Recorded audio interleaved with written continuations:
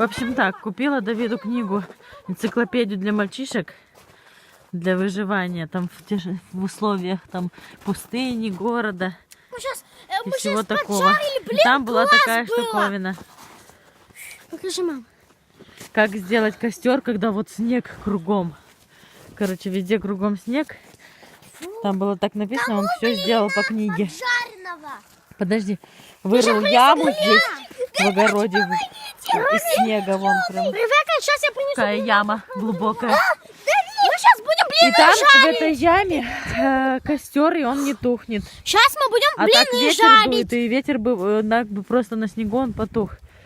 А в яме именно он не тухнет. Короче, вот так вот выживаем. А вот эта ямка, можно было бы ее и не делать.